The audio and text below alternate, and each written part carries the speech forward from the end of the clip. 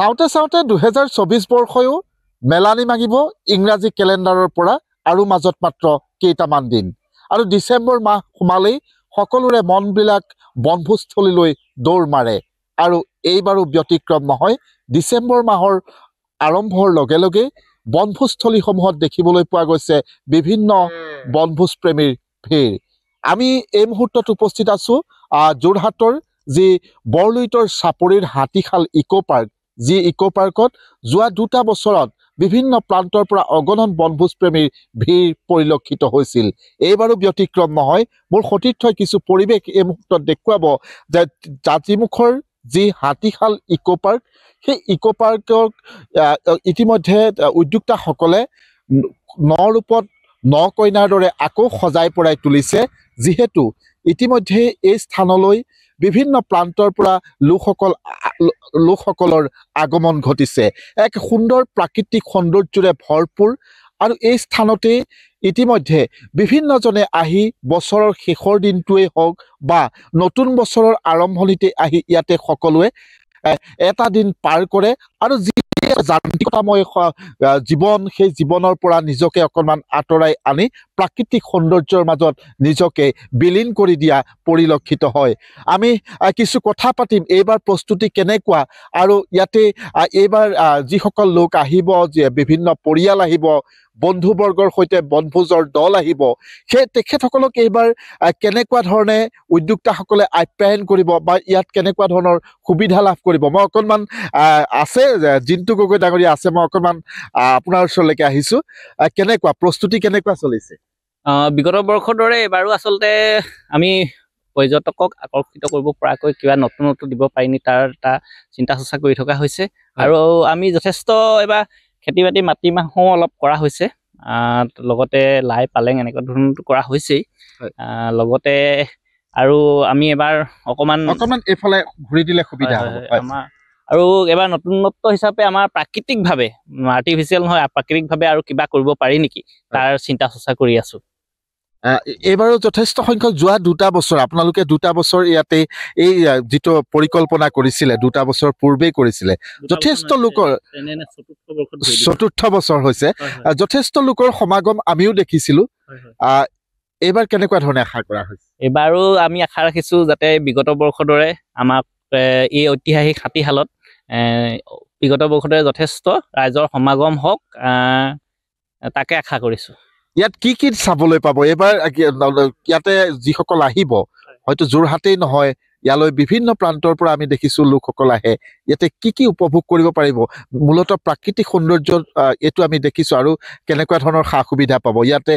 তেওঁলোকে যান বাহনসমূহ অনাৰ ক্ষেত্ৰত বা ইয়াত ৰাখিবৰ ক্ষেত্ৰত এনেকুৱা ধৰণৰ সকলো ব্যৱস্থা আমি আচলতে যান বাহনৰ ক্ষেত্ৰত আমি যথেষ্ট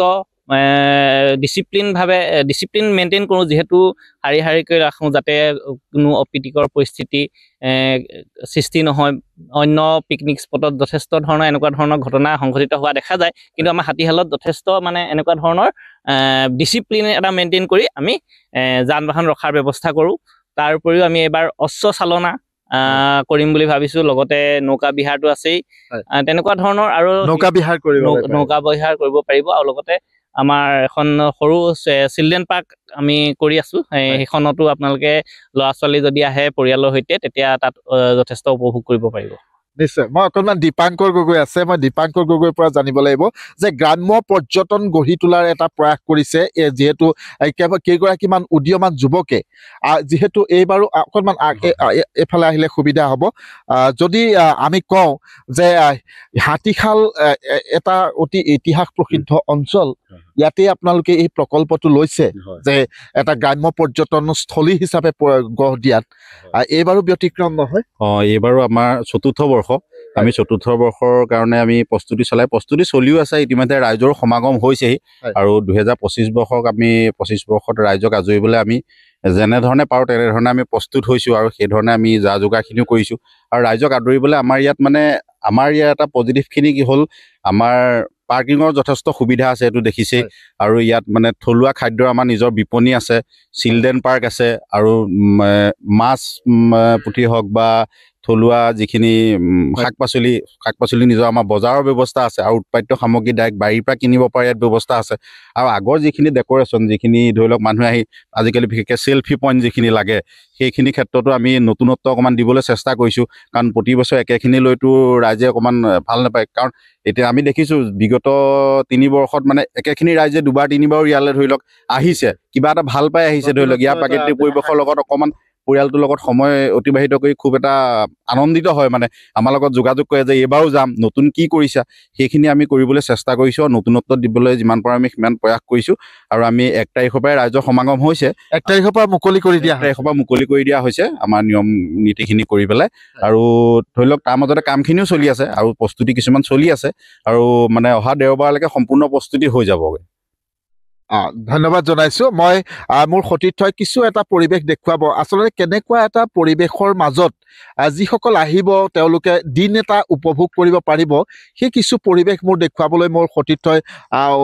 চেষ্টা কৰিছে এনেধৰণে হাতীশাল ইকো পাৰ্কত এইবাৰো লোকৰ ইতিমধ্যে পহিলা দিনটোৰ পৰাই ডিচেম্বৰ মাহৰ পহিলা দিনটোৰ পৰাই যথেষ্ট লোকৰ সমাগম ঘটিছে আৰু ইয়াতে কিছুমান আচলতে বৈশিষ্ট্য আছে যে হাতীশাল ইকো পাৰ্কৰ তেওঁলোকে যি স্থানত গঢ় দি তুলিছে সেই স্থানত তেওঁলোকে যিসমূহ আচলতে থলুৱা খাদ্য সামগ্ৰী ইয়াতে যোগান ধৰাৰ প্ৰয়াস কৰে আৰু যিসমূহ বহু লোকে ইয়াতে আহি একেবাৰে আচলতে জৈৱিকভাৱে প্ৰস্তুত কৰা যিসমূহ খেতি তেওঁলোকে যিহেতু কেৱল মাত্ৰ এই স্থানত কেৱল বনভোজস্থলী হিচাপে নহয় তেওঁলোকে আচলতে কৃষি বিপ্লৱৰো সূচনা কৰিছে এটা